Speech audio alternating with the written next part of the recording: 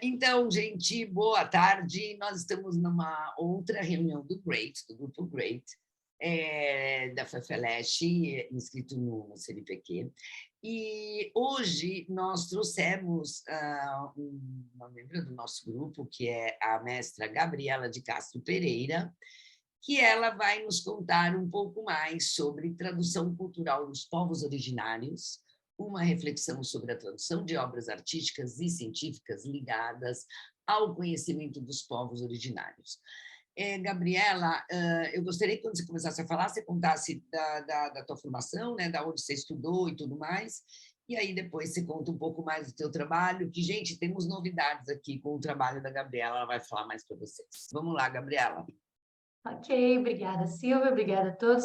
Bom, basicamente aqui eu vou falar sobre tradução cultural, que foi o grande tema que surgiu durante a minha dissertação, meu mestrado.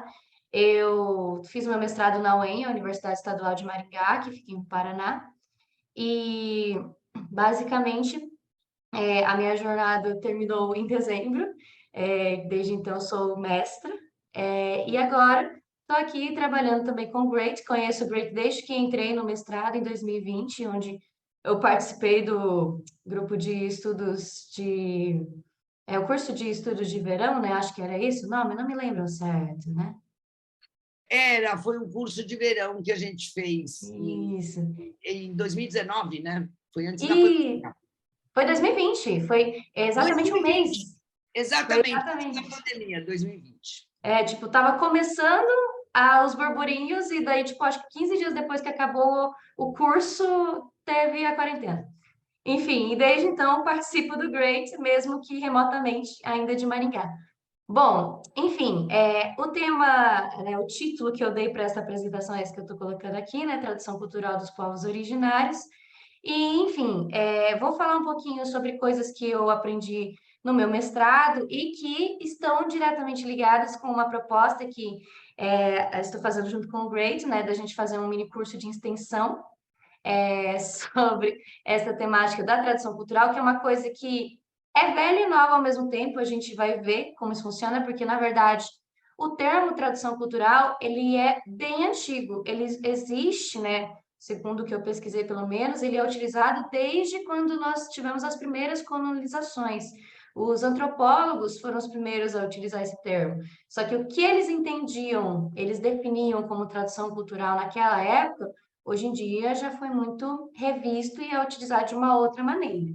Mas a gente vai falar sobre isso. E praticamente, né, essa proposta do mini curso, né, de extensão, é justamente a gente tratar sobre o que é hoje a tradução cultural, qual a importância dela hoje, principalmente no que se trata dos povos indígenas, né, os povos originários, como muitos preferem os chamar também. O meu mestrado, eu fiz uma tradução cultural comentada, tá? Foi nessa forma a minha dissertação, de alguns textos que eu vou mostrar para vocês, alguns, de uma obra chamada Brave Sitcrest, de uma autora chamada Robin Wall Kimmerer. Ela é uma professora universitária indígena, tá? Ela dá aula hoje na SUNY, que é uma universidade de Nova York. Não sei se o John já foi ou conhece a universidade. É muito bem conceituada a professora. Ela é uma professora ligada à área da biologia, da botânica, e ela faz neste livro e em outras obras dela uma espécie de mistura, mesclagem com a literatura, o conhecimento dos povos originários em relação a plantas, e em meio a tudo isso, há vários problemas de tradução, vamos dizer assim, com relação a como traduzir isso para um brasileiro que muitas vezes não conhece muitos dos termos indígenas, porque, né, estamos falando de culturas indígenas que ela trabalha de vários grupos indígenas, povos indígenas, que existem tanto no Canadá quanto nos Estados Unidos. E convenhamos, nós brasileiros não conhecemos nem metade do nome dos povos indígenas que existem aqui no Brasil. Então, você traduzir uma obra sobre um povo indígena de uma região que você não tem o menor contato é algo muito desafiador, mas que é muito relevante porque ela traz vários conhecimentos ligados a áreas da farmácia, da agronomia, e ela traz isso de uma maneira literária. Então, é muito gostoso de ler, você aprende muito e, ao mesmo tempo, tem toda uma relevância em relação à ecocrítica, em relação a essa nossa consciência também da maneira como a gente está tratando a terra, e toda essa questão que muitas culturas indígenas trabalham normalmente, vamos dizer assim. Enfim, pensando nisso, então, assim, né, só para dar uma esquematizada, essa é a previsão, vou deixar claro que isso é uma previsão, não está ainda 100% legitimado tudo isso aqui, tá? Algumas dessas pessoas já confirmaram suas presenças, outras, infelizmente, ainda não, então ainda tá, mas teoricamente o minicurso acontecerá neste período, há possibilidade disso mudar lá para julho, não sei, mas vocês logo vão estar mais cientes dessas informações. Um dos professores vai ser chamado, é o professor da USP, o professor Eduardo Navarro, que muitos aqui devem conhecer ou já ter ouvido falar nele. Temos também a Heitor Krenak e a Ana Dantes, que tem um projeto bem legal, que se chama Projeto Selvagem, falando sobre essa questão de conhecimento indígena e tradução também. É um projeto audiovisual, bem famoso aqui no YouTube também. Tem a minha orientadora do mestrado, a professora Alba Feldman, e, claro, eu também vou falar no minicurso, certo? Bom, eu não vou dar muitos detalhes, senão eu vou ficar falando e o que eu vou falar lá. Então, hoje vai ser só uma introdução, certo? Então, basicamente, né, na minha dissertação, o que eu vi como Trailer, mais... Obrigada. trailer hoje. É, que eu vi como mais relevante, mais interessante de utilizar para tradução cultural, aplicar para fazer uma tradução cultural, foi basicamente, tem mais, claro, mas basicamente, preliminarmente, essas duas metodologias.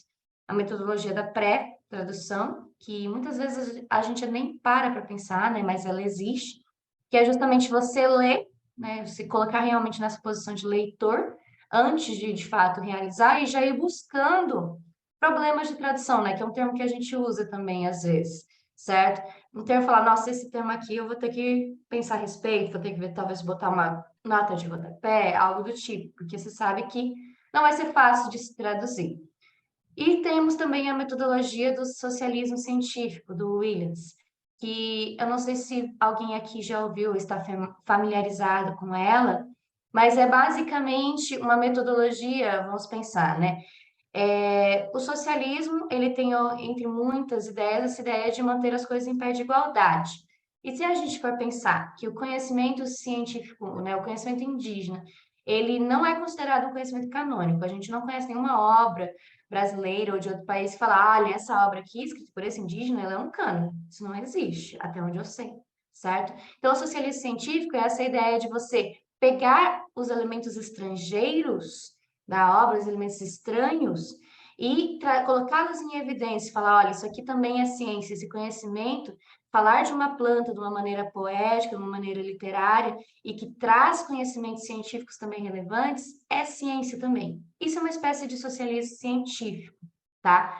É um termo que eu confesso que eu não tinha ouvido falar até pesquisar a respeito, mas que é bem interessante, mas que, via de regra, a premissa é a gente colocar em maior evidência esses grupos minorizados, como no caso os povos originários, e mostrar que eles também produzem ciência, que eles produzem algo relevante, mesmo que talvez não da forma científica que a gente está acostumado, não no padrão ABNT e assim por diante, sabe?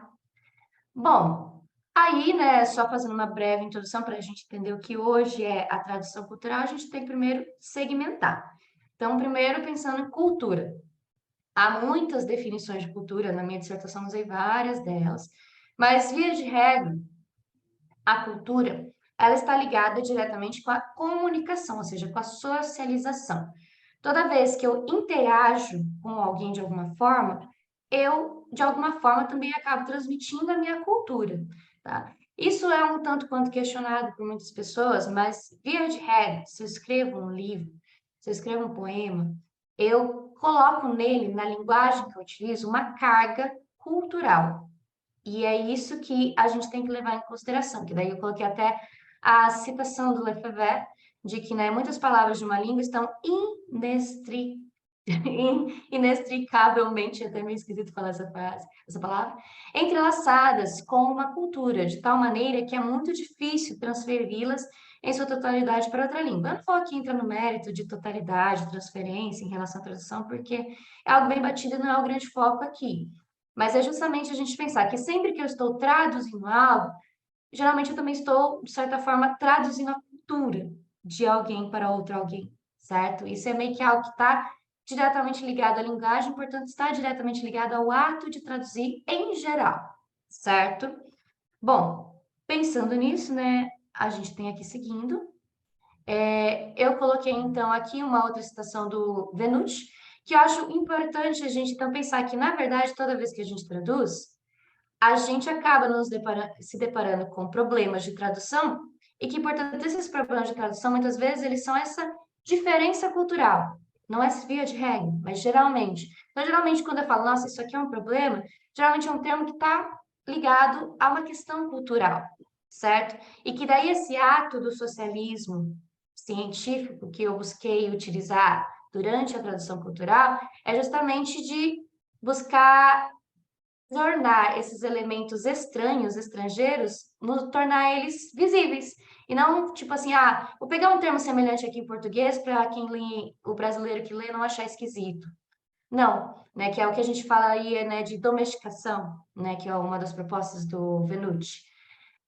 Eu pensei, na verdade, em seguir mais para o estrangeirismo. É claro que eu não fiz todas as vezes a estrangeirização, tá? Houve joguinho de cintura, mas eu prezei mais por um do que pelo outro, justamente como uma maneira de gerar uma certa resistência em relação, né, ao teor de cultura indígena presente. Eu queria que o leitor brasileiro, quando lesse, ele falasse, isso aqui é uma obra estrangeira, isso aqui contém informações que eu não conheço, que não são ligadas ao meu mundo, e que eu preciso conhecer, sabe? Eu não mastiguei para o leitor tentar entender de outra maneira. Foi meio que esta a ideia, sabe? Bom, seguindo então, aí essa é a capa do livro que eu traduzi, Brady Sitgrass, que ele basicamente, a ideia de braiding, né? Acho que todo mundo sabe que braiding é trançando, né? Uma trança, braid é trança. E tanto é que tem braid, né? Tem uma trança no livro em si. Ele é uma trança, de fato, tipo, o livro inteiro é tramado como se fosse uma trança, de 3 pontas, vamos dizer assim. A ponta da literatura indígena, a ponta do conhecimento científico e a ponta da sabedoria das plantas, que é o conhecimento indígena, tá? Ela emaranha tudo isso, sabe? Você não consegue distinguir um do outro. Eu não sei, né? Porque eu sei que era muita coisa e às vezes, né, tem todo mundo tá com tempo, não sei se todos tiveram a oportunidade de ler, mas no final da minha dissertação eu coloquei, tipo, equiparado, de um lado a versão em inglês, do outro a minha tradução, sabe? Justamente para a gente conseguir visualizar essas mudanças. Enfim, de todo o livro, porque o livro é muito grande, infelizmente não daria tempo, eu escolhi essas 6 partes, essas 6 histórias do livro e eu traduzi elas inteiras, certo? Eu vou comentar apenas 2 delas, alguns pontos que eu acho relevante, mas só para ficar claro que existem outros, é uma coletânea de histórias, basicamente, e como não dava tempo, eu tive que selecionar tudo, infelizmente. Mas um dia pretendo, quem sabe, lançar a tradução inteira, né? Quem sabe, já que eu comecei, por que não terminar? Enfim, então ali, né, só para deixar registrado aquilo que eu comentei, a literatura indígena, ela está ligada ao colonialismo, né? E ela tem uma marca, né? Até hoje ela carrega essa marca do colonialismo. É difícil você ler uma obra de literatura indígena, de literatura dos povos originários e não ver alguma marca disso, porque justamente até hoje nós temos essa marca que é o eurocentrismo, certo? Que é algo que eu preciso comentar, que é a questão ainda dos países imperialistas, em que a gente tem são tidos como superiores e inferiores, e assim por diante. Então, há uma marginalização até hoje. O que é o eurocentrismo hoje na academia, geralmente? É a gente entender que um conhecimento científico ele só é válido se ele está escrito no formato ABNT, nos formatos que a gente sabe que a academia aceita. Dificilmente uma farmácia, sei lá, a pessoa da farmácia, alguém da agronomia vai falar eu vou usar tal metodologia que está escrita nesse livro. Mas de quem é esse livro? Mas esse livro aqui é um livro de historinha, sabe? Como você justifica utilizar essa metodologia? Até porque a gente sabe que até hoje existe muito preconceito em relação ao indígena em si, de que ele não tem conhecimento e assim por diante. Então, há toda essa questão. Então, justamente, utilizar a literatura indígena, trabalhar a literatura indígena, é o que a gente diz que é uma espécie de resistência, é uma maneira de dar uma sobriedade à obra literária. Então, buscar traduzir uma obra para que mais pessoas tenham acesso a ela é uma maneira de dar maior resistência, dar uma sobrevida, igual eu sei que tem muitos da teoria de tradução aí que usam esse termo, para esse tipo de obra em geral. Enfim, isso aqui eu vou pular. Agora, né, falei disso aqui já. Vou falar aqui de uma questão prática, que eu acho que isso que é mais relevante. Um dos textos se chamava A Queda de Mulher Celeste, né? Sky Woman Falling, tá? É o nome em inglês, o título. Então, qual é a primeira questão? O nome da personagem Sky Woman, tudo junto, certo? É um nome próprio, com letra maiúscula, todas as vezes que foi mencionado. Porém, há algumas poucas traduções desta mulher, não esta em específico dessa obra, que essa mulher é um ser mitológico, vamos dizer assim, muito famoso da literatura indígena. Há algumas traduções que chamaram ela de Mulher do Céu. Esse era o nome, Mulher do Céu, às vezes com hífen, às vezes sem. Só que eu, enquanto tradutora, né, a primeira coisa que eu pensei Mulher do Céu é um nome meio estranho, não parece o nome de uma pessoa de verdade. E eu sei que Celeste é um nome próprio, português. Então eu fiquei, por que não Mulher Celeste? Já que quer se manter uma mulher para deixar claro que é uma mulher, vamos deixar Mulher Celeste. Eu até pensei em Celeste só, mas como a ideia também era gerar um estranhamento de que isso não é uma obra qualquer, uma obra eurocêntrica, uma obra da literatura indígena, virou Mulher Celeste. Enfim, só para sharing, compartilhando aí as experiências da tradução com vocês. Outra questão também foi, por exemplo, esse outro personagem mitológico bem famoso, que é a Great Turtle. Ela é uma espécie de entidade famosa, vamos dizer assim, de várias tribos indígenas norte-americanas, tá? Não sei se vocês já ouviram falar, mas ela é relativamente famosa. Ela é basicamente aquela teoria de que a gente vive a Terra, literalmente, a parte com terra do nosso planeta, ela fica em cima de uma tartaruga gigante, certo? Então, é como se tudo que fosse terra fosse a Great Turtle. Enfim. Mas isso já, eu sempre que eu vi essa imagem, era uma coisa meio ligado à época das navegações, mas será que está ligado com essa história deles? Está ligado com isso? Sim, porque esse desenho, que tem todo museu. Eu lembro que meu pai tinha uma enciclopédia britânica que tinha aquela. As pessoas achavam que aí tem um elefante também, tem várias versões, tem um que segura. Nossa, olha. Sim, tudo está ligado, Silvia, porque justamente, né, pensa, a gente teve por muito tempo a ideia de que, por exemplo, todos aqueles, não sei se é redemoinho a palavra, mas todas aquelas partes agitadas do oceano, elas eram, na verdade, manifestações de monstros, criaturas mitológicas que viviam no oceano. Então, o que aconteceu foi uma espécie de mistura que os europeus, né, que faziam os mapas, fizeram com a cultura indígena, com a cultura indiana, né? Igual você falou do elefante, tinha crocodilo, que tem a ver com os deuses egípcios. Uma mistura, uma salada, Silvia. Sim, é uma salada. Mas É um mashup que eles fizeram de um mashup cultural, sim, realmente foi isso aí. Mas sim, tem tudo a ver com isso. Não sei, sendo bem sincera, se há outras culturas ao redor do mundo que também tinham essa mesma crença. Aí eu vou ficar devendo. Mas que há, de fato, muitas culturas indígenas norte-americanas que acreditam nisso, é fato consumado isso daí. Não é algo tipo exclusivo de uma tribo. Há várias que têm essa crença. Até porque nas tribos indígenas norte-americanas, eu estou falando tribo, gente, que é mais fácil, mas o correto é povos originários ou grupos étnicos. Mas, enfim, me perdoe se alguém se sentiu ofendido, tá? Mas, enfim, nesses grupos norte-americanos, basicamente, se eu não me engano, 7 ou 8 grandes nações. É uma diferenciação diferente das que a gente faz aqui no Brasil e na América do Sul. Então, eles têm as grandes nações que, vamos dizer assim, se a gente for fazer uma equivalência, seria como se Tupi fosse uma grande nação aqui no Brasil e Guarani fosse outra grande nação. E dentro dessas grandes nações há várias subtribos, né, subgrupinhos. Então, assim, dessas grandes nações, muitas delas tinham as crenças semelhantes, tá? E aí muitas delas acreditavam nessa questão da Great Turtle. E no caso aqui, a Great Turtle, ela é mencionada às vezes com letra minúscula e às vezes com letra maiúscula, para contar essa história aí de como a Terra surgiu em cima do casco da tartaruga. É a primeira história do livro. É maravilhosa, é uma das minhas favoritas, apesar de é difícil ter uma favorita. Mas, enfim. Então, como é uma espécie de entidade, um ser mitológico, um ser importante, é o nome de uma criatura, porque, de novo, ela não tem o nome, tipo, marido. O nome dela é Great Turtle.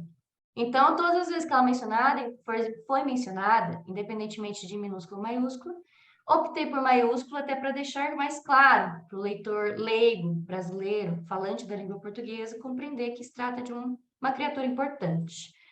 Bom, tem outras situações que daí eu acho que vai estar mais ligada às questões científicas que eu mencionei para vocês, que eu acho importante mencionar.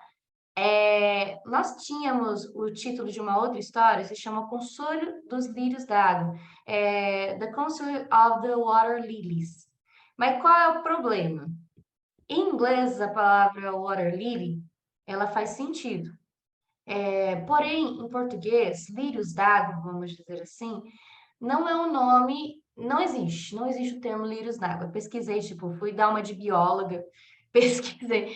Sim, eu fui dar uma de bióloga, eu entrei na área da agronomia, entrei na área da biologia, tudo. E não existe lírio d'água, não existe em português, ninguém resolveu chamar algo de lírios d'água. O que existe no máximo é o gênero, né? Existe, não sei se todo mundo lembra, mas existe espécie, família, gênero. E então existe o gênero ou a família? A família lírios d'água, tá? Mas não existe uma espécie. A única espécie em língua portuguesa desse gênero, dessa família, chama lírios d'água, que tem tradução no português, é a nenúfar amarelo, que inclusive é muito típica de Portugal. Não existe no Brasil.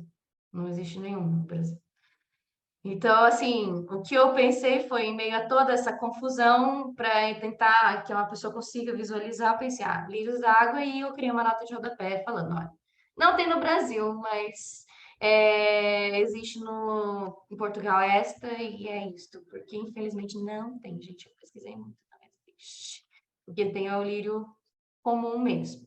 E tem uma outra questão, o texto, assim, o consolo dos lírios d'água, a Robin, que daí eu vou falar, ela se coloca várias vezes, a Robin mesmo, a autora, enquanto uma personagem narradora que conta a história da vida dela, em muitas histórias, e ela faz, de novo, ela mistura a história da vida dela com a cultura indígena e com o conhecimento científico, ela faz tudo junto, emaranhado. E neste emaranhado, ela fala da filha dela, que se chama Linden, que é uma espécie de flor, que em português a gente traduz como tilha, tá? E aí eu fiquei, ninguém que fala português vai saber que Linden é o nome de uma flor, né? E assim, ela quer deixar claro que é, aparentemente. Então, o que eu fiz foi manter, porque é o nome próprio da menina, né? Eu não vou mudar o nome da filha da autora, né? Acho que não ia ser legal. Então, de novo, eu optei por nota de rodapé. Eu não sei vocês, mas em alguns congressos que eu apresentei isso, muitas pessoas me questionaram bastante sobre o uso de nota de rodapé. Se alguém quiser compartilhar, que falam que as editoras não gostam muito disso e tudo mais. Depende, eu e a Solange, a gente sempre conversa disso. Eu sou rainha de nota de rodapé, já melhorei. O John, quando foi minha banca, ele falou, só li tuas notas de rodapé. Então, era uma parte mais legal. Agora, a Solange, por exemplo, ela só coloca nota de rodapé quando é para explicar uma nota estrangeira. Essa história das editoras depende, eu acho que é mais talvez o público, a editora também, mas, por exemplo, a Martin Claret, às vezes eu já reclamei, inclusive com a moça que a gente conhece, porque eu li uns contos do Machado de Assis que tinham sido reeditados, no caso não era uma tradução, óbvio, Mas, nossa, umas notas ridículas, tipo, ai, lâmpada, sabe? Assim, tipo, sei lá, não sei, coisas idiotas, assim, coisas assim, tipo, ai, é largo do não sei o quê, e o cara, ai, é o passo do não sei o quê, ai, passo era o jeito que falava, sabe? Umas coisas que qualquer pessoa sabe. Então, eu acho que não é legal ter um exagero, mas se é importante na história, às vezes os nomes, especialmente em histórias de criança, às vezes os nomes em histórias cômicas, por exemplo, Quixote, os nomes têm todos os significados. Então, às vezes é interessante o autor saber, né? Sei lá, depende muito, assim. Então, falaram bastante para mim que, tipo, editoras, principalmente que publicam literatura, né? Porque é uma obra literária. A Falam que Fernanda falou, ó, aqui tem que você não está vendo, eu só vou colocar que eu já que li, você... Ah, você leu. Tá, então vou ficar quieta. Pronto. não, tudo bem, mas eu ia Nossa, comentar. Não tem problema, Silvia. Mas sim, tem essa questão que falaram que muitas editoras não gostam. E aí a Fernanda comentou, né, que tem gente que opta por botar todas as notas de rodapé, né, ao invés de rodapé no final. Só que aí, como ela mesma colocou, né, fica muito quebrado. Eu, pelo menos, eu não tenho o hábito de ficar, sabe? Acho muito chato você ter que ficar o tempo todo virando, sabe? Que a gente tem que pensar na praticidade do ato de ler também. Eu, pelo menos, penso nisso. Mas, né, é algo que daí a editora que também leva em consideração pelos fatores dela. Mas, assim, eu coloquei como regra para mim que todas as notas que eu colocasse, eu tentei pôr o mínimo possível também, que eu colocasse no máximo 3 linhas de descrição. Porque, para não me empolgar, porque a gente sabe que a gente gosta do negócio, que a gente quer deixar o mais claro possível, a gente sabe também que tem que ter um limite, né? Então, foi algo que eu busquei fazer, principalmente na tradução da obra em si. Então, né, é algo que a gente tem que ponderar também. Mas, enfim. Gabriela, só para dar falar só de uma outro tipo de nota, que, na verdade, quando a gente fez o negócio do livro, uma das coisas que a gente viu que o pessoal que traduzia web novels na internet, que são todos assim coisas asiáticas e tudo mais, eles faziam, que na verdade é um tipo de hiperlink, uma nota, né, de rodapé. Eles faziam notas e colocavam, como era uma tradução cultural, às vezes eles colocavam foto, pedaço de vídeo, porque, por exemplo, o cara tinha que explicar alguma coisa da China ou, sei lá, da Indonésia, que ninguém aqui do Ocidente conhece. Nossa, Uma... era o meu sonho, Silvia, isso daí das fotos, viu? Sendo bem sincera. Então, os caras fazem isso.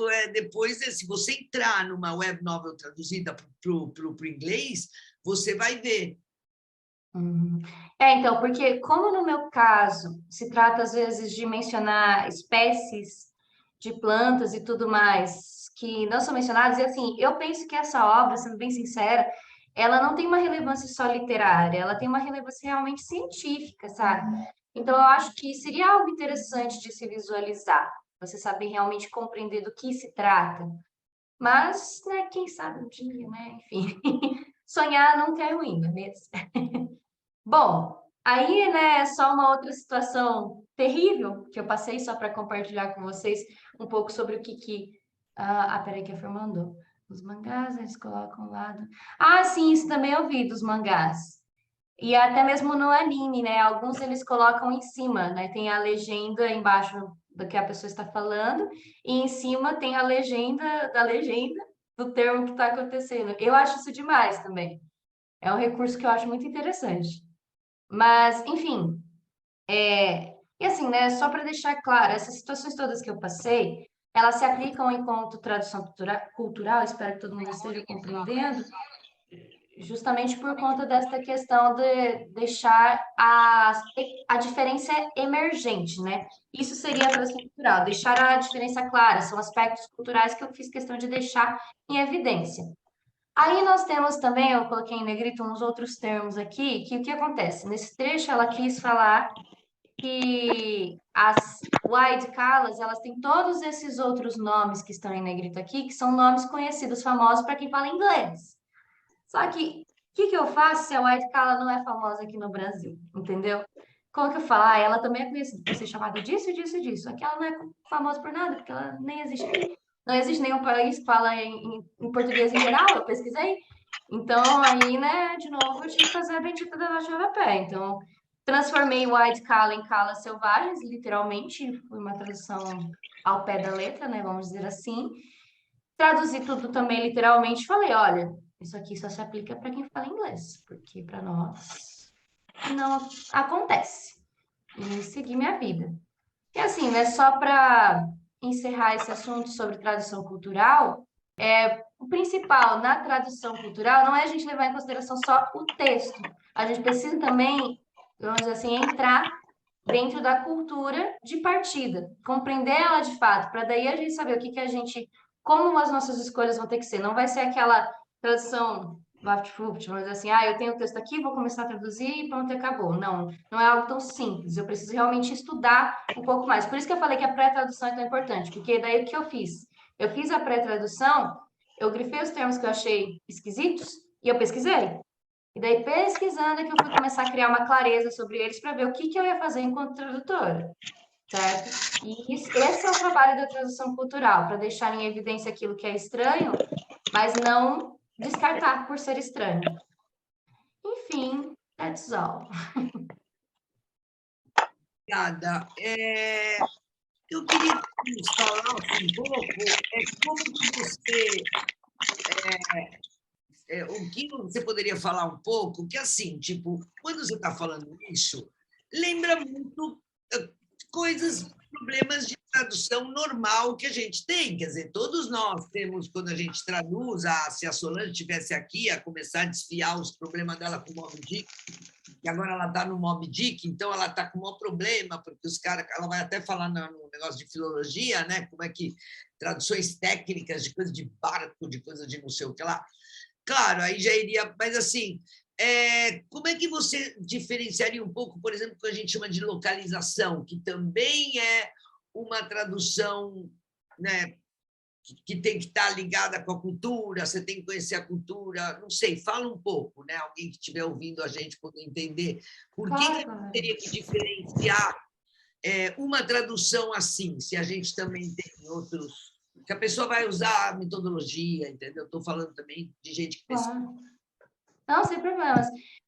Eu só vou ver.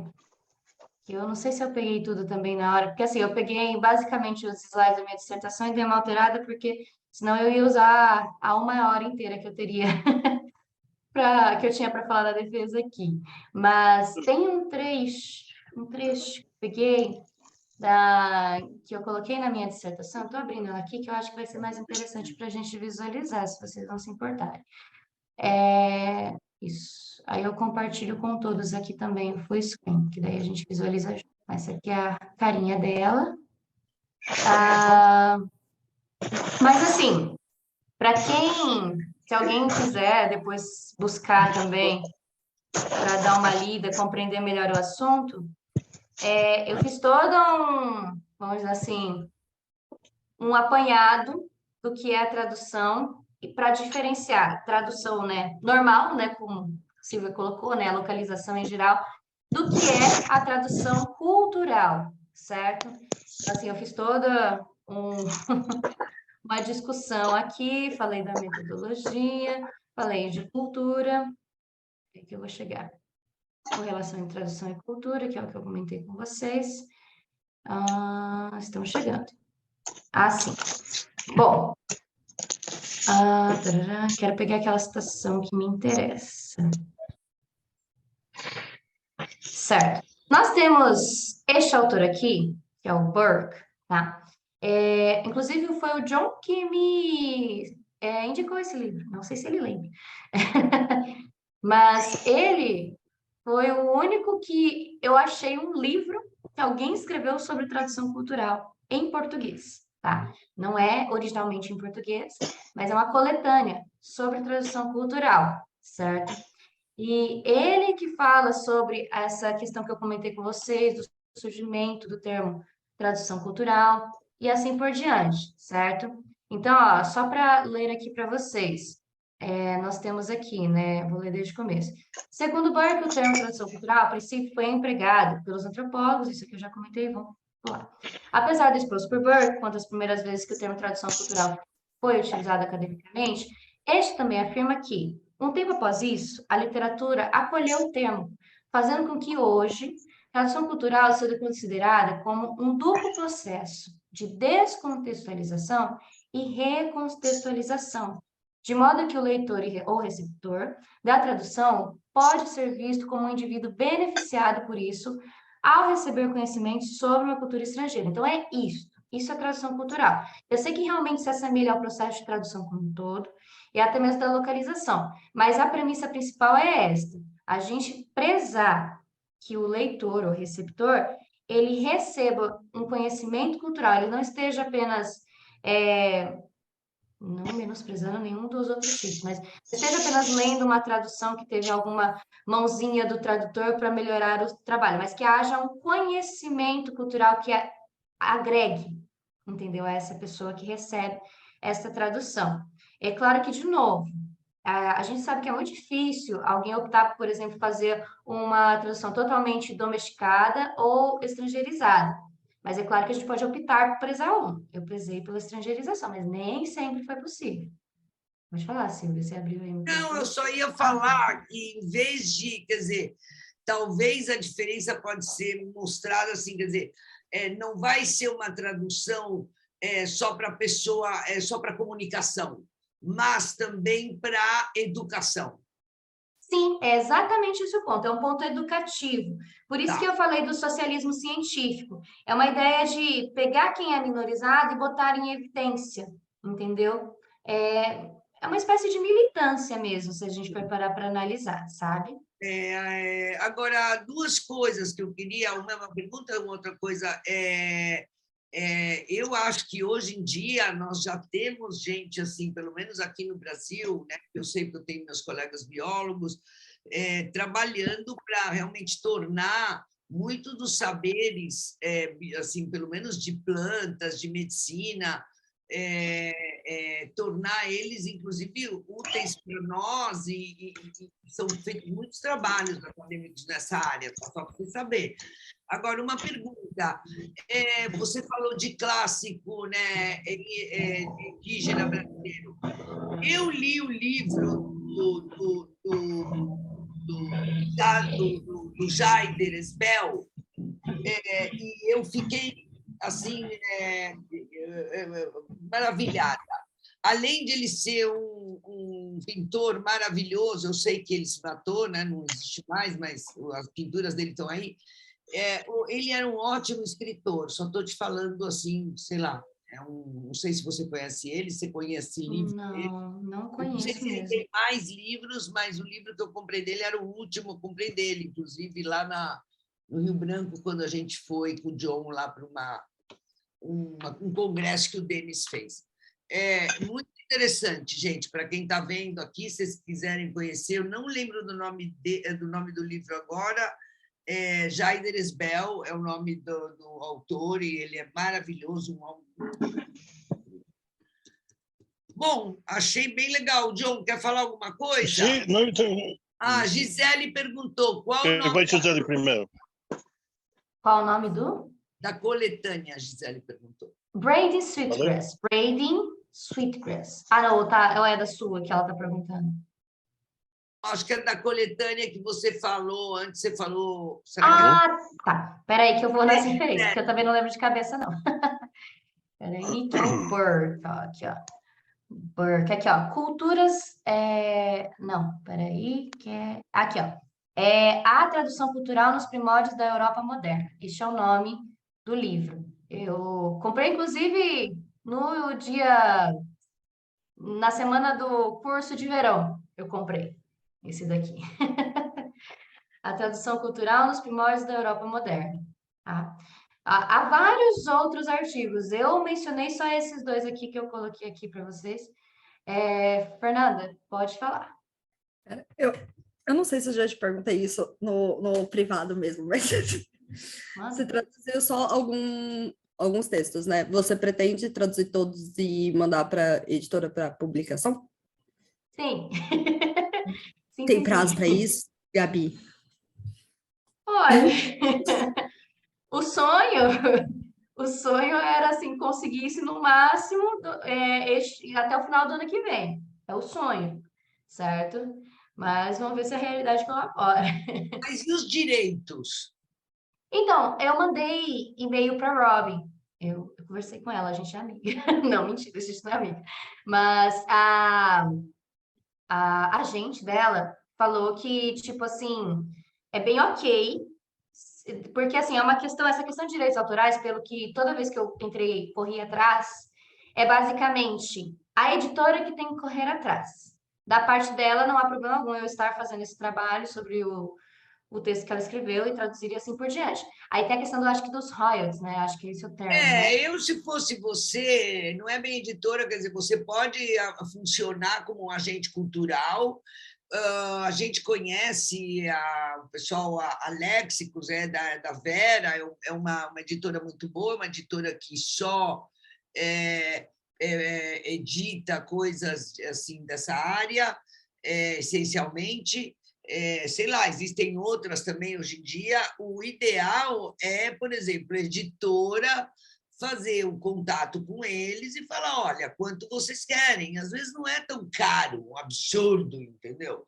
Então você fala, olha, eu estou querendo traduzir esse livro, vocês não estão afim sabe, tem, por exemplo, aí você mostra, você pode fazer até o projeto para edição, você fala o que teria o livro, mostra lá que você vai traduzir, as vendas lá, aqui o número de pessoas que estudam coisas parecidas, entendeu? Não tem coisa sobre tradução cultural, sei lá, não sei. Fala, Fernanda.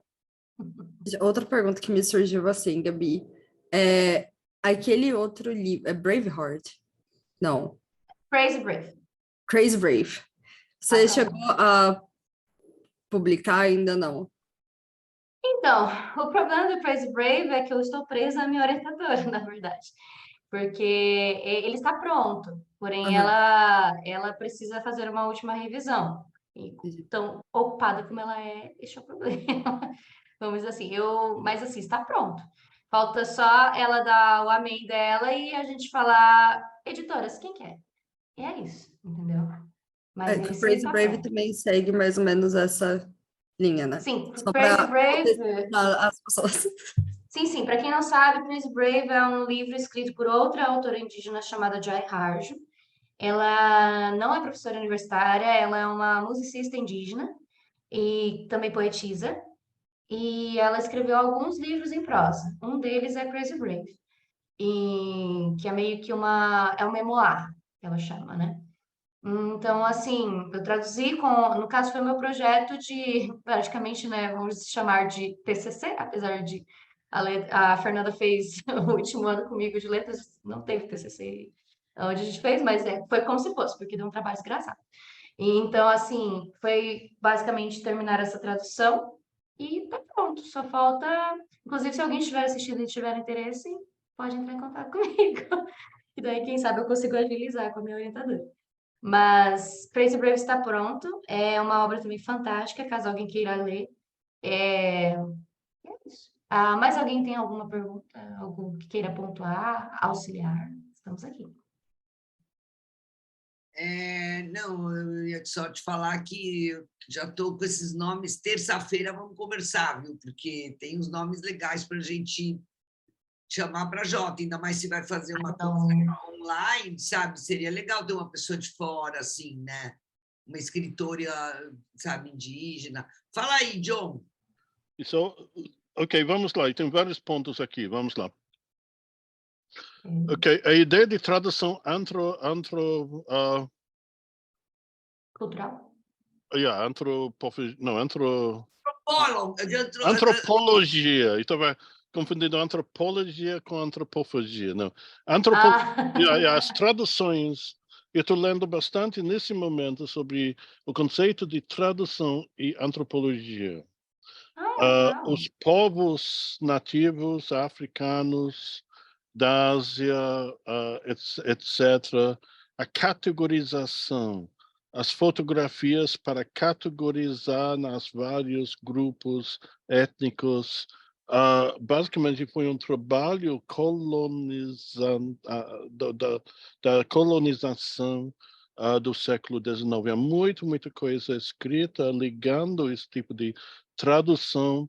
Estou lendo muita coisa sobre a maneira na qual a fotografia foi usada para esse tipo de categorização dos grupos étnicos africanos e asiáticos. Então, esse aqui é o primeiro ponto.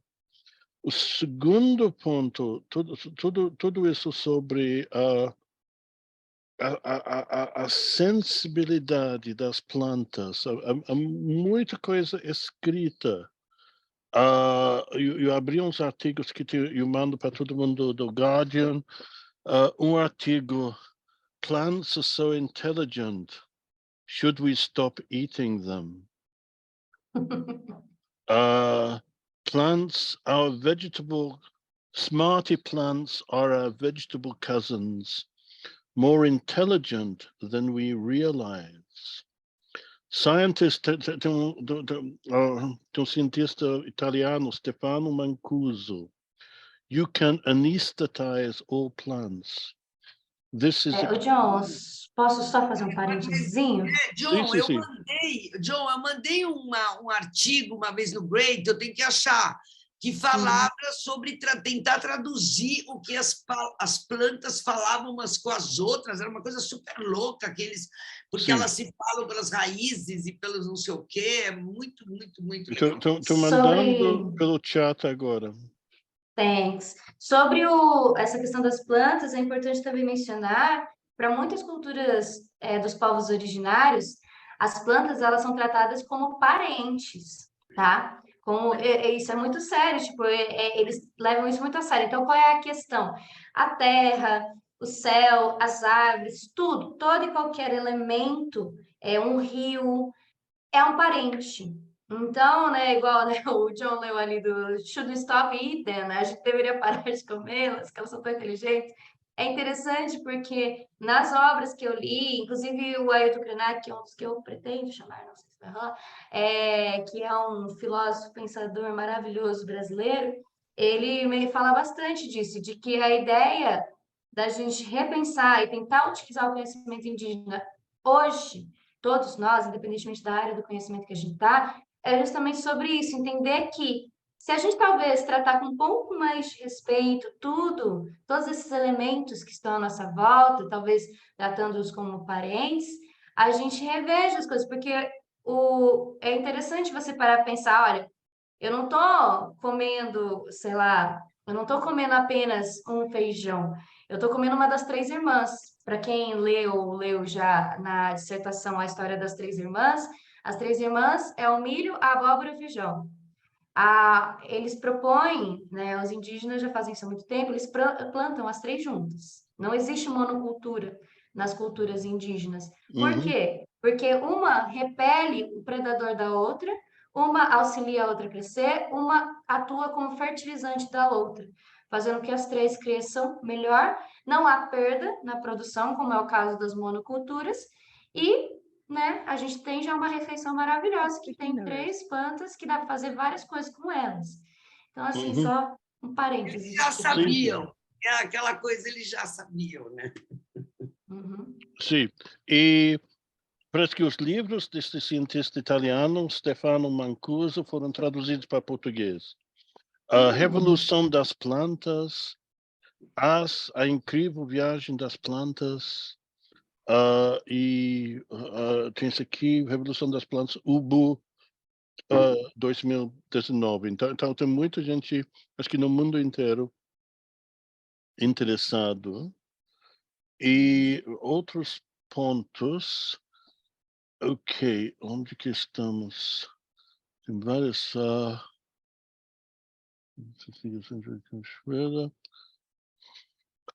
Sim, ligado a isso.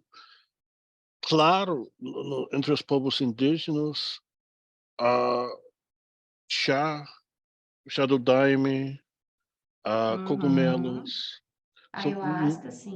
Sim, ayahuasca tem como chama, vegetal, união vegetal. O chacrona. Sim, chacruna. Sim, não, eu traduzo artigos.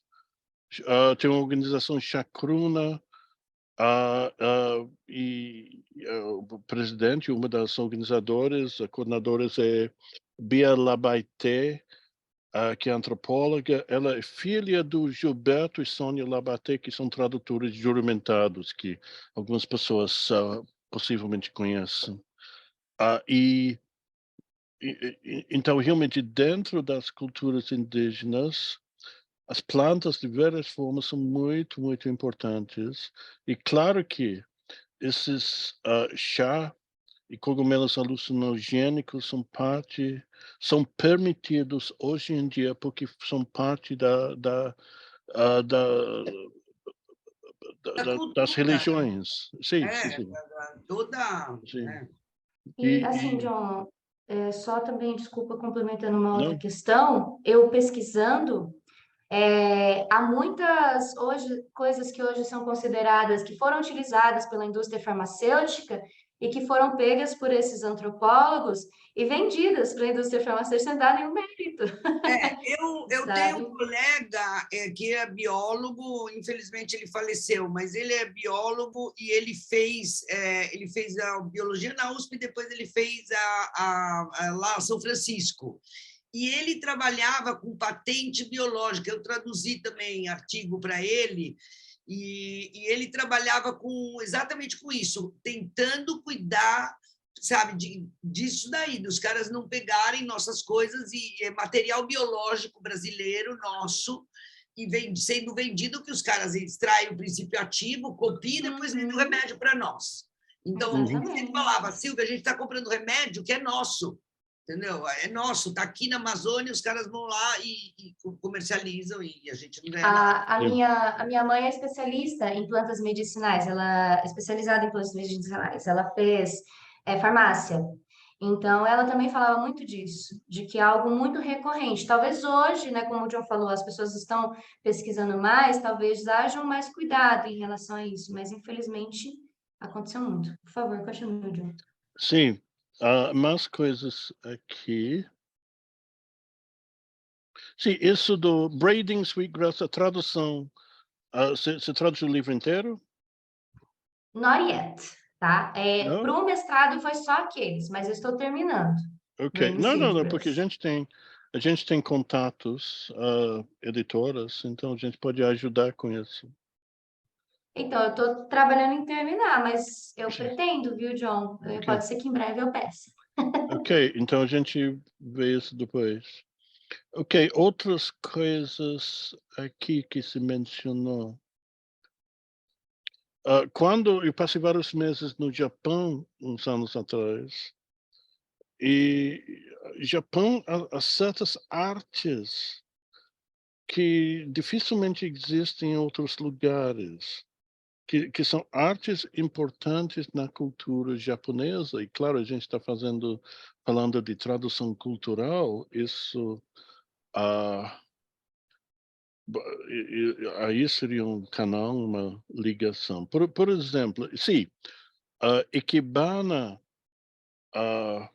arranjo de flores, sim, existe em outros países, e a gente discutiu, a gente colocou em nosso livro uma citação de Camille Elliott, a autora de vários livros sobre adaptação, que ela falou de cocktail, de comida, e claro, flores, um arranjo de flores ikebana tem seu próprio significado, é uma tradução de uma emoção, um estado de ser, etc. E claro, essa arte de arranjo de flores de ikebana, especialmente no Japão, e os grandes mestres de ikebana realmente são bilionários. Outras áreas, claro, mesma coisa com cerimônia do chá. Me lembro, eu estive, acho que foi Coreia, não foi Japão, estive no congresso, tinha um grupo da Índia, que foram lá ver a cerimônia do chá. Claro que tudo ritualizado, e ficaram muito decepcionados porque eles pensavam que eles fossem tomar chá. Não, era só para ver a arte da cerimônia do chá. Continuando no Japão, aí eu tive muitos problemas com comida no Japão, porque restaurante em geral, nem todos os restaurantes, e muito menos para comer do que ver a comida. O jeito que é arranjado, a porcelana, como é servido. Então, é uma festa não tanto para a boca, mas para os olhos. Então, eu sempre falei para todo mundo no Japão, não sei se Gisele está concordando comigo. Antes de ir para restaurante, come alguma coisa, porque não vão comer muito no restaurante. Claro, varia muito do restaurante, mas Silvio, se for no Japão, toma cuidado com isso. Esse é Já outro tô, ponto. eu vou ter que comer Já antes de sair. fala com a gente antes de ir, porque tem 1000 tipos de restaurante lá. E várias vezes eu saio do restaurante, não há nada mais triste do que ir para o restaurante, pagar caro e sair do restaurante com fome. Coisa Tem mais que comer triste um no hambúrguer mundo. depois, tem que sair para comer um hambúrguer. Sim. E outra coisa, outro tipo de arte era peixes tropicais. Uma coisa muito importante no Japão. Claro que esses peixinhos muito coloridos é uma arte em si. E Gisele está colocando, claro que caligrafia, uma arte que ainda existe no Ocidente, Na mas China. muito, muito importante no Oriente. E deve ter muitos outros tipos de arte japonesa que poderia pensar. Então realmente, ir para o Japão, a própria coisa de embrulhar uma caixa para presente. Quando se compra, se compra uma coisa, se compra, por exemplo, fruta, todo mundo dá comida de presente. Então, não é tanto comida, a maneira na qual a fruta embrulhada. Se compra, por exemplo, tem esse melão quadrado que custa $1000. Claro que tem mais barato também, mas essas coisas muito caras, e o que é muito importante, a aparência. Muito mais. A Gisele está falando aqui, John, o embrulho é mais importante que o objeto. Exatamente, exatamente. Símbolos nas cores. Que é isso? Day game? Game? Que é isso? Day game sobre gafe. De gafe sobre isso, sim. Sim. Ok, e tem mais coisas. Agora temos tempo, não tem problema de tempo.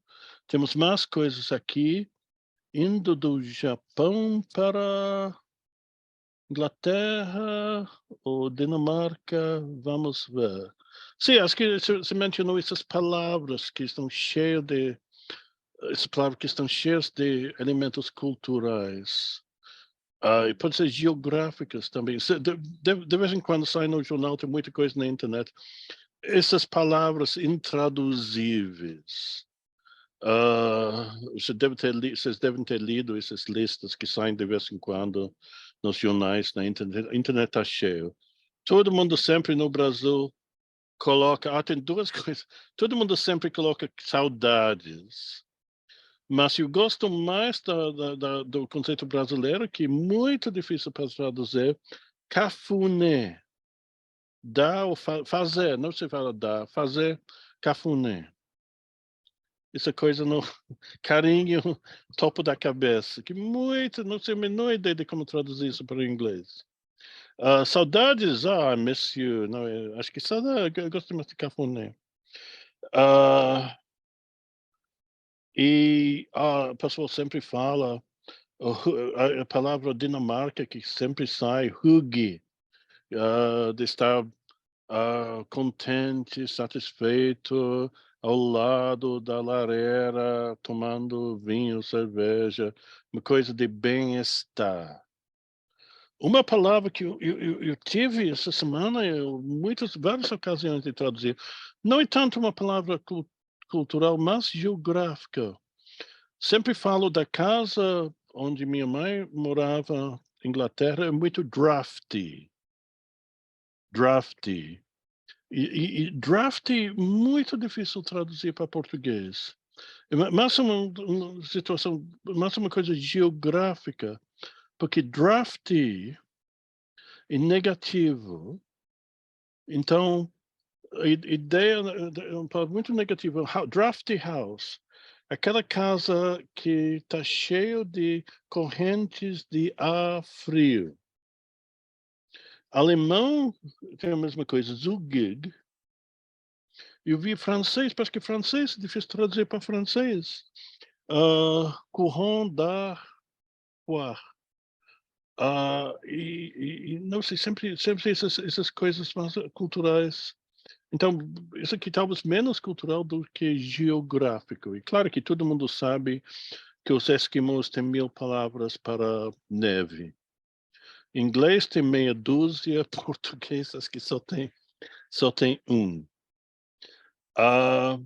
Ok, então acho que tem mais uma coisa que eu não coloquei ainda. Tudo bem que não são. Gisele está falando. Daijoubi. Daijoubi são 2 termos básicos em japonês difícil. Quem que diz? Tudo bem? Daijoubi, tudo bem. Só para quando está barra pesada. Sim.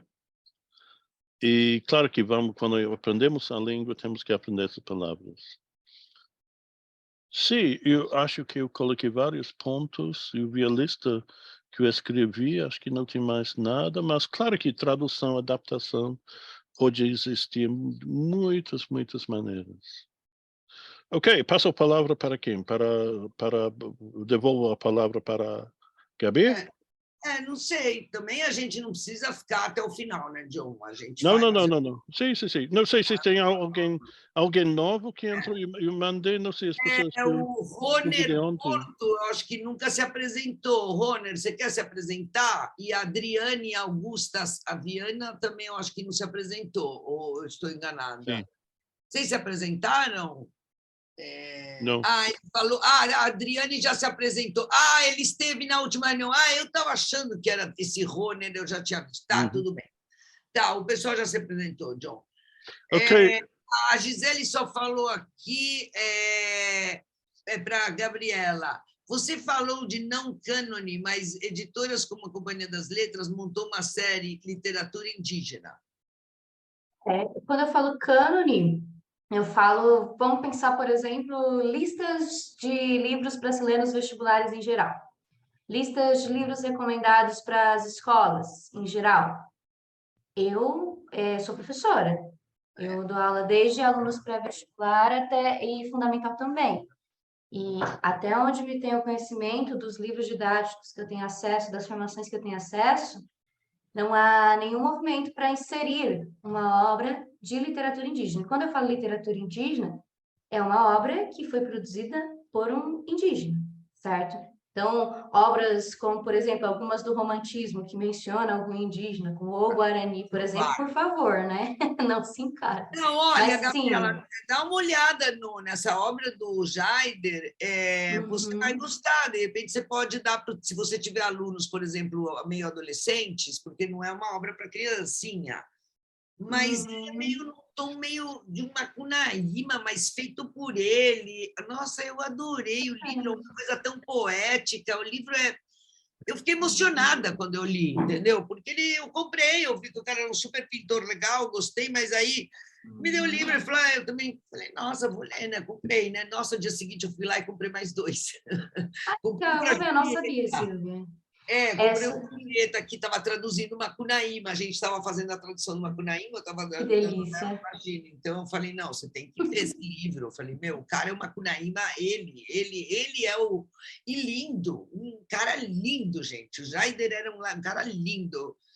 Nossa, muito chocada. Eu fiquei mal quando ele morreu, viu? Quando eu fiquei sabendo, nossa, foi durante a pandemia. ele ficou muito deprimido pelo que estava acontecendo com a comunidade indígena brasileira e Foi muito triste, Silvia. infelizmente ele não segurou a barra, não segurou a barra. Infelizmente, é importante também deixar claro que, infelizmente, por conta da pandemia, teve muitas etnias indígenas que foram extinguidas, tá? E não, assim, é fato consumado, e as que não foram, muitas acabaram sendo reduzidas a, tipo, 16 Quase. membros, entendeu? Nossa, sério? É triste, é verdade, é muito triste, porque, né, não tiveram acesso a muitas questões e acabaram, por conta disso, pegando e, obviamente, não sobreviveram. Mas, enfim, sobre o que a Gisele está mencionando, sim e não, Gisele, pela minha pesquisa, pelo menos. Há muitos indígenas hoje, né, vamos falar primeiro de hoje para depois falar do passado, né? Hoje que escrevem. Hoje em dia nós temos muitos autores de literatura indígena, não só do Brasil, mas falando sobre casco, cânone, né, como eu tinha mencionado antes, de fato, sempre foi muito mais comum no passado a oratura, que até apareceu no meu slide, mas eu não quis comentar muito. Mas oratura e literatura oral são dois termos que significam a mesma coisa. Então, por quê? Muitos grupos étnicos indígenas, eles sempre focaram muito mais em literatura oral, então você passar o conhecimento por meio de histórias, historinhas mesmo, contação de histórias, oralmente. Não são todas. Tem muitas tribos indígenas que escrevem, porém, muitas delas escrevem na língua delas. E muitas delas prezam por não serem traduzidas. Hoje em dia, há uma abertura maior desses grupos de tipo histórias muito, muito, muito antigas. Hoje em dia, há uma abertura maior para que seja transcrito e traduzido para outras línguas. Então, de fato, há também essa falta de cânones, em parte, por conta disso. E eu não culpo eles, porque grande parte do que foi o colonialismo foi chacina indígena, desrespeito, dentre outras coisas. A gente tem que entender que, né, se alguém faz isso com o meu grupo, eu não vou querer me abrir para passar o meu conhecimento para eles. Eu, pelo menos, penso assim. Porque, assim, na minha família, a avó da minha avó era indígena e a história que eu tenho é de que ela foi pega no laço. Então, eu imagino que, assim, o grupo étnico de onde ela veio, com certeza, não deve ter ficado feliz com isso. Então, assim, tem essas questões. Eu acho que isso é algo que a gente está resgatando hoje, sabe? Que eles também estão fazendo. Imagina, Gisele. Mas, assim, por isso que eu acho tão importante a gente buscar trabalhar mais, igual o John falou, né? Tem muita gente que está pesquisando mais isso, está tentando trazer outras abordagens, outras leituras a isso, porque apesar de ser algo que tem resquício desde o colonialismo, que é algo que acontece desde o século XIV e até antes, há muito do que tinha desde lá que eles ainda têm, por conta da cultura deles ainda estar viva com eles, mesmo que muito oralmente, e que a gente pode resgatar e que a gente pode utilizar, não a nosso favor em termos de exploração, mas em termos de rever a maneira como a gente vem tratado muita coisa por aí até hoje. É o que eu penso. E até entender, né, Gabriela? Quer dizer, agora que você falou isso, eu estava lembrando do trabalho da dissertação da Natália Ferrigoli, que é parte do nosso grupo também, e ela fez um trabalho sobre Berno English, aluna do John no mestrado, acho que está acabando, né, John? Ela está defendendo agora, e ela mostra um livro que eles escreveram num dialeto assim na Irlanda, uma mulher que ela era filha de um cara inglês, aí ela vai lá na Irlanda, e ela dizia assim nesse livro que uma das razões dela ter feito aquilo porque ela queria que as pessoas entendessem aquele povo, entendeu? Que ela percebia que né, também era um povo que estava sendo oprimido, etc., né? E interessante essa coisa, né, de você trazer para poder melhorar isso, né, sabe? E essa coisa que você está falando, se a gente entender que né, a natureza com outro olhar, de você poder, né, pô, olha o que está acontecendo com a gente, né? Só tem inundação, só tem coisa horrível, quer dizer, cada vez piora, né? Não dá de chorar quando você olha aquilo, mas, bom, muito legal, Gabriela. Sim, deixa eu falar outra coisa. 2 anos atrás, eu revisei um Pequeno Guia da Botânica Modernista. Tem um projeto gráfico também. Acho que não vi a versão final. A ideia do livro surgiu a partir do trabalho de doutorado da autora Ana Carmona, passa o nome depois, ao pesquisar as representações da vegetação e de categorias a ela relacionadas como paisagem e natureza no modernismo paulista dos anos 1920 e 30. Ela percebeu que os primeiros modernistas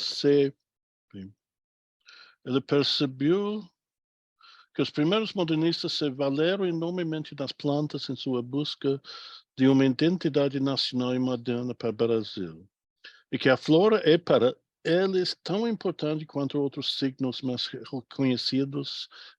reconhecidos de brasilidade, como o negro e o indígena.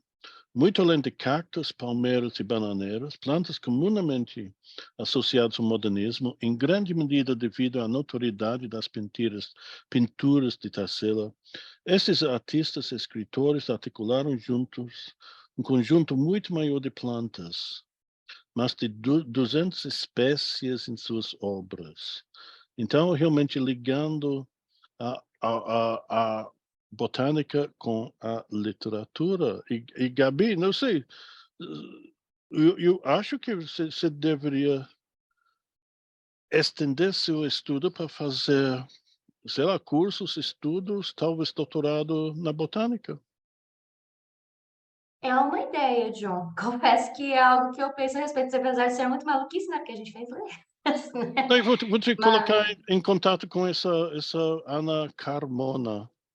por favor. Eu coloco no chat, aí eu vou... Ô, Gabriela, Mas, a gente faz uma troca. Eu também vim da biologia, agora estou aqui. Você está aqui, vai para lá. Aí a gente fica even, né? We are even now. Mas é engraçado, porque assim, a minha sorte é que a minha mãe, ela é especialista em plantas medicinais, então ela me ajudou muito. E eu tenho uma tia que ela é doutora em biologia, em botânica. Então, assim, vamos dizer assim, apesar de não Escreve oficialmente, junto, olha que a legal. troca de figurinha foi maravilhosa. Auxiliou Não, muito no legal. trabalho. Muito legal, muito legal, muito legal. E como você já apresentou esse tipo, qual que é o interesse, você que trabalha nessa área, uma pergunta, sei lá, depois a gente pode terminar, se ninguém mais tiver nada, você já apresentou isso para alguém lá fora? Ou assim, como que é esse interesse? Eu sei que o pessoal se interessa muito por cultura indígena, mas mais sempre, o Amazônia, mas como seria... Tem gente de fora que estuda nossas coisas também? Ou você já apresentou e alguém te perguntou? Conta um pouco disso. Olha, sendo bem sincera, pelo que eu pesquisei e apresentei, é mais algo regional, tá? Então, por exemplo, eu que sou brasileira e trabalhei com a literatura indígena norte-americana, eu era praticamente uma loba solitária, né? Então, assim, se fosse para apresentar algo aqui, geralmente era uma galera que estava apresentando também, só que daí sobre pesquisas ligadas à literatura indígena brasileira. E daí, quando eu via algo de fora, era mais tipo livros em inglês, por exemplo, artigos em inglês, eram todos ou canadenses ou estadunidenses. Eu não vi ninguém, tipo, da China, da Austrália, nem nada, sabe? Ah, Infelizmente, eu não encontrei. Se existe, foi algo que até quando eu terminei a minha dissertação, não não, achei.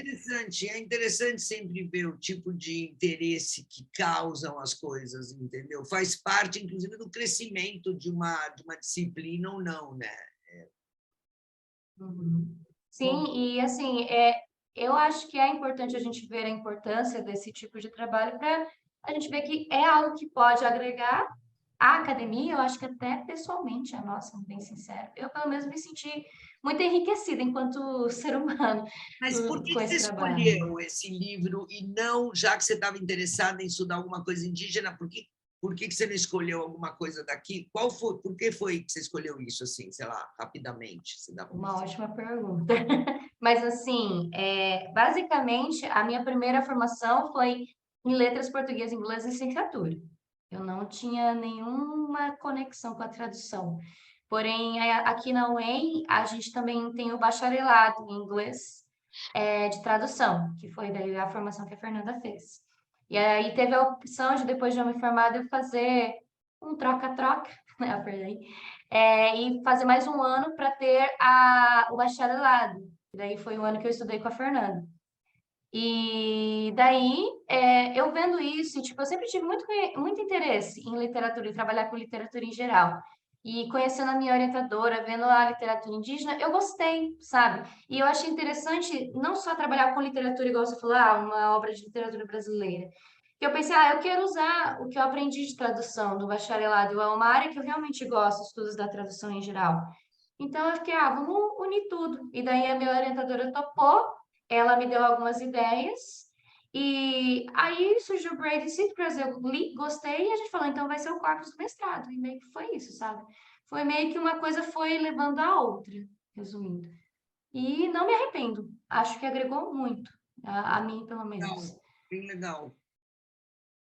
Ok, vamos fechar. Vamos fechar. Lembrar todo mundo, palestra semana que vem sobre recepção da pedagogia do oprimido. Como que eu não tenho o A nome dela? Camila Loibos, Sim.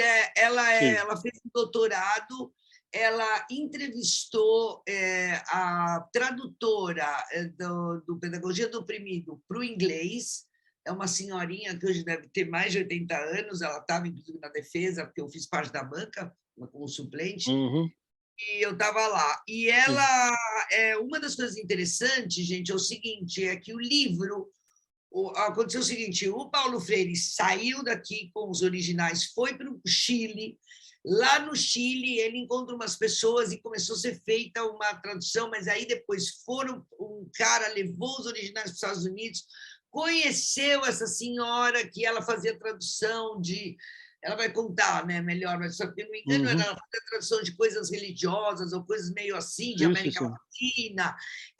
Nem é tradutora, eu acho que o único livro que ela fez foi esse, e eu acho que tem outro do Paulo Freire, ou se foi só esse, não lembro, e muito, muito interessante. Quer dizer, a primeira versão do Pedagogia do Oprimido foi em inglês, eu não sabia, eu achei muito legal. Ela vai falar semana que vem, e também, para quem está interessado, ainda não participou da reunião da Jota, que a gente estava montando, terça-feira que vem, a gente, às 7h, então vamos continuar conversando. Bom, gente, isso... Não, só entrar, não, eu traduzi 2 livros, não do Paulo Freire, mas sobre Paulo Freire. Isso foi muito tempo atrás, do braço direito dele, Moacir Gadotti, que trabalhou muito tempo com ele, e ele era da Faculdade de Educação aqui na USP. E Moacir Gadotti viajava o mundo inteiro divulgando Paulo Freire. Então, acho que Paulo Freire, quando Paulo Freire fica um pouco velho, aí Moacir Gadotti ia para todos os lugares no lugar de Paulo Freire. E quais eram interessantes os 2 países onde ele ia mais? 2 países que tinham muito interesse em Paulo Freire: Estados Unidos e Indonésia. Indonésia? Vamos ver se a palestrante fala sobre Indonésia semana que vem. Camila, vamos ver, a gente pergunta para ela. Tá, bom, então tá, gente. A gente Stop recording.